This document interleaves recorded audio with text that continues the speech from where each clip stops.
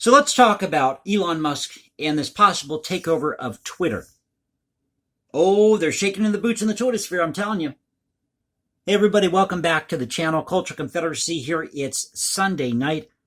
Got my pipe and coffee in hand, smoking some Sail Regular this time around, also known as Sail Yellow for those of you in the pipe smoking community.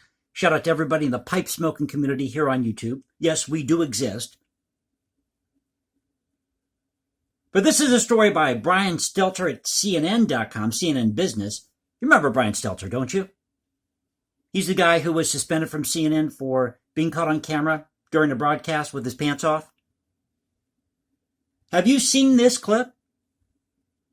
So Brian Stelter was live on air with his pants off, wearing a pair of suspenders and black socks. Real sexy there, Brian. And another thing, I just got to say this. If you're in your 40s and you're starting to go bald, do us a favor. Quit with having the hair growing on both sides of the head. Just shave it off. You look like a monk. Maybe that's what Brian Stelter needs to do. He needs to go join a seminary, become a monk. So this came out today. It says here, the Twitter board of directors convened on Sunday for a dialogue about Elon Musk's takeover offer, a potential prelude to negotiations with the Tesla CEO about next steps. A person familiar with the matter confirmed a board meeting took place on Sunday and said that discussions about Musk's bid have turned serious. We're going to find out here in a moment why. The source spoke after the Wall Street Journal, that's what I affectionately like to call the Wall Street Journal, broke the news that the two sides are meeting, signaling the social media company could be more receptive to a deal. I'll tell you what's going on here. Elon Musk has given Twitter an offer they can't refuse. That's the story, folks.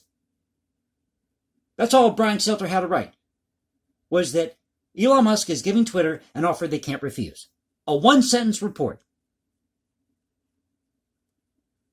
I guess if he did that, though, I wouldn't have enough material for the video.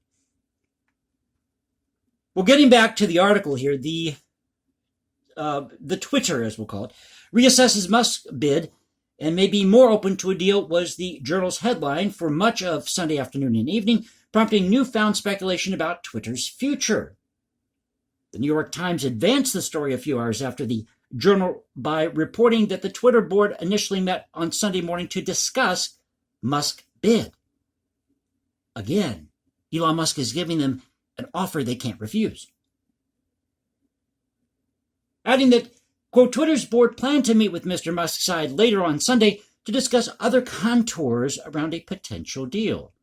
Other contours. I wonder what that could be. Oh, I don't know, allowing people to say what they want on Twitter?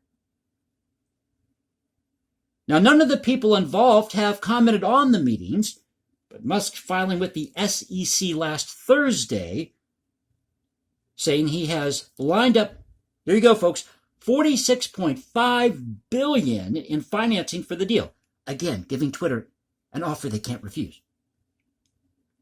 Which seems to be the driving factor, just as I said.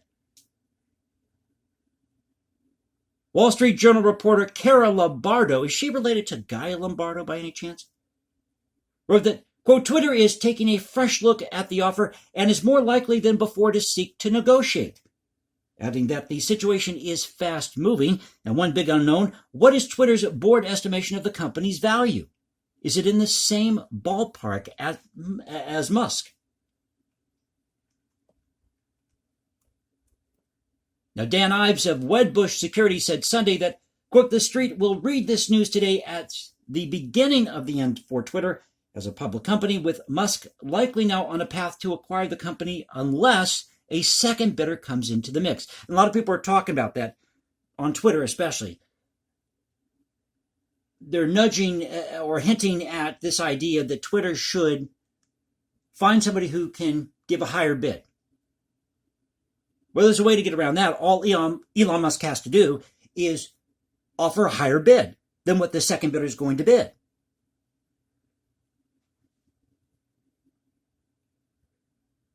The board could officially reject Musk's bid, and then a hostile tender offer will begin. Twitter, currently trading around $49 a share, lower than Musk's $54.20 a share offer, is due to report first quarter earnings on Thursday afternoon. The company will have to address Musk's offer by then, if not before.